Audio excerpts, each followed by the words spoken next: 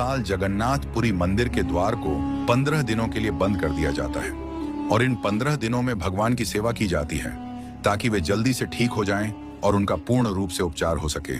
जी हाँ, यह कोई कहानी नहीं है, यह पूर्ण रूप से प्रमाणिक सत्य है। मास की पूर्णिमा को जब गर्मी की अधिकता होती है तो उस दिन देव प्रतिमाओं को 108 घड़े के जल से स्नान कराया जाता है।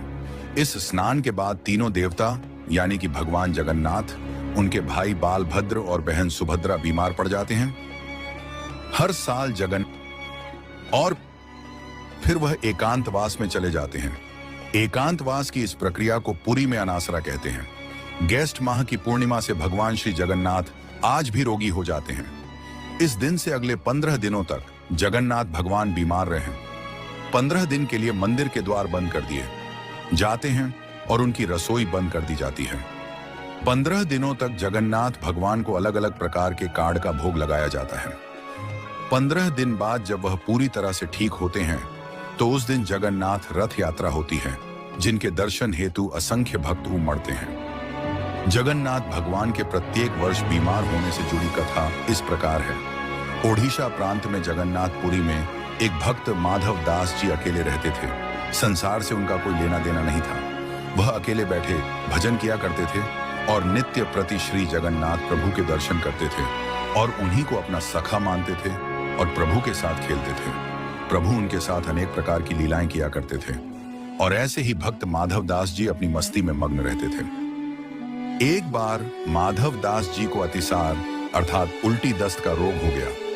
वह इतने दुर्बल हो गए कि उठ बैठ तक नहीं सकते थे। जब तक उनसे बना वे अपना कार्य स्वयं करते रहे और किसी से सहायता नहीं मांगी, और अगर कोई उनके सहायता करने के लिए कहता तो वह कहते थे कि मेरी रक्षा मेरे प्रभु जगन्नाथ करेंगे। ऐसी दशा के कारण उनका रोग और बढ़ता चला गया और वह उठने बैठने में भी असमर्थ हो गए। तब श्री जगन्नाथ जी स्वयं सेवक बनकर उनके घर पहुंचे। अपने प्रिय भक्तों के लिए प्रभु क्या क्या नहीं करते, क्योंकि माधव दास जी का रोग इतना बढ़ गया था कि उन्हें पता भी नहीं चलता था कि कब वह मलमूत्र त्याग देते थे, जिससे उनके वस्त्र और शरीर खराब हो जाते थे और उनके शरीर से दुर्गंध आने लगती थी। उन वस्त्रों को भगवान श्री जगन्नाथ जी अपने हाथों से साफ करते थे और उनके पूरे शरीर को साफ और स्वच्छ करते थे। श्री जगन्नाथ भगवान ने अपने भक्त माधव दास की इतनी सेवा करी जितनी कोई अपना भी नहीं कर सकता। जब माधव दास जी को होश आया तब उन्होंने तत्काल पहचान लिया कि यह तो मेरे प्रभु ही है। एक दिन माधव दास जी ने प्रभु से पूछ लिया कि हे प्रभु, आप तो त्रिभुवन के स्वामी हैं, आप मेरी सेवा कर रहे हो, आप चाहते तो मेरा यह रोग भी तो दूर कर सकते थे। रोग दूर कर देते तो यह सेवा ही नहीं करनी पड़ती। इस पर ठाकुर जी ने कहा कि प्रिय माधव, मुझसे भक्तों का कष्ट नहीं सहा जाता, इसी कारण तुम्हारी सेवा मैंने स्वयं की जो भाग्य में होता है उसे तो भोगना ही पड़ता है। अगर आप उसको काटोगे नहीं तो इस जन्म में नहीं, और उसको भोगने के लिए फिर अगला जन्म लेना पड़ेगा। और मैं नहीं चाहता कि मेरे भक्त को फिर से भाग्य के कारण अगला जन्म दुख भोगने के लिए लेना पड़े। इसीलिए मैंने स्वयं तुम्हारी सेवा की। लेकिन अगर फिर भी तुम कह रहे हो तो भक्त की बात भी नहीं टाल सकता। भक्तों के सहायक बनकर प्रभु उनको भाग्य के दुखों से, कष्टों से सहज ही पार कर देते हैं। फिर भगवान जगन्नाथ ने भक्त माधव दास से कहा कि अब तुम्हारे भाग्य में यह 15 दिन का रोग और बचा है, इसलिए 15 दिन का रोग तुम मुझे दे दो। और फिर 15 दिन का वो रोग प्रभु जगन्नाथ ने माधव दास जी से ले लिया। इसलिए आज भी भगवान जगन्नाथ 15 दिनों के लिए रोगी होते हैं। भक्तों के प्रेम के चलते आज भी वर्ष में एक बार भगवान जगन्नाथ को स्नान कराया जाता है, जिसे स्नान यात्रा कहते हैं। स्नान यात्रा करने के बाद हर साल 15 दिन के लिए भगवान जगन्नाथ आज भी बीमार पड़ते हैं और उन 15 दिनों के लिए मंदिर बंद कर दिया जाता है। कभी भी बंद ना होने वाली भगवान जगन्नाथ की रसोई इन 15 दिनों के लिए बंद कर दी जाती। इन 15 दिनों में भगवान को 5 भोग नहीं खिलाया जाता, उसकी जगह इन 15 दिनों भगवान को कारों का भोग लगाया जाता है। भगवान को आयुर्वेदिक जड़ी बूटियों का भी भोग लगाया जाता है। जगन्नाथ धाम मंदिर में तो भगवान की बीमारी की जांच करने के लिए हर दिन वैद्य भी आते हैं। काढ़े के अलावा भगवान जगन्नाथ को फलों का रस भी दिया जाता है। वहीं रोज शीतल लेप भी लगा जाता है। बीमारी के दौरान उन्हें फलों का रस, छेना का भोग लगाया जाता है और रात में सोने से पहले मीठा दूध अर्पित किया जाता है। भगवान जगन्नाथ के आराम के लिए 15 दिन तक मंदिरों के द्वार भी बंद कर दिए जाते हैं और उनकी सेवा की जाती है ताकि वे जल्दी ठीक हो जाएं। जिस दिन वे पूरी तरह से ठीक होते हैं उस दिन जगन्नाथ यात्रा निकलती है, जिसके दर्शन हेतु असंख्य भक्त उमड़ हैं।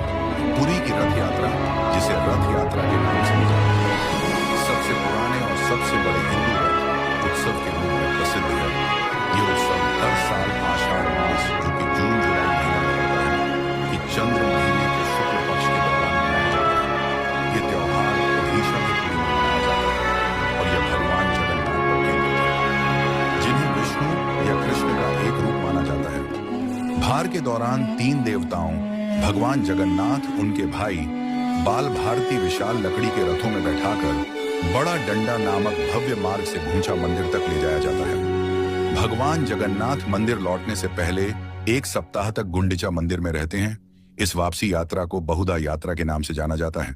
भगवान जगन्नाथ, जिन्हें भगवान विष्णु का अवतार और ब्रह्मांड का शासक माना जाता है, वार्षिक रथ यात्रा या रथ उत्सव के मुख्य पात्र हैं। यह पवित्र त्रिदेव की गुंडीच मंदिर में उनके जन्म स्थान की 9 दिवसीय यात्रा का स्मरण कराता है। हिंदू कैलेंडर के अनुसार रथ यात्रा आषाढ़ माह की द्वितीया तिथि को होती है। विश्व स्तर पर मनाई जाने वाली रथ यात्रा पवित्र त्रिदेव की अपनी मौसी देवी गुंडिचा देवी के मंदिर तक की यात्रा से शुरू होती है। रथ यात्रा शुरू होने से पहले हर साल 3 नए रथ बनाए जाते हैं, जिनमें से प्रत्येक को स्थानीय कलाकारों द्वारा अद्वितीय तरीके से बनाया और सजाया जाता है। प्रभु जी जगन्नाथ बाल भारती हैं।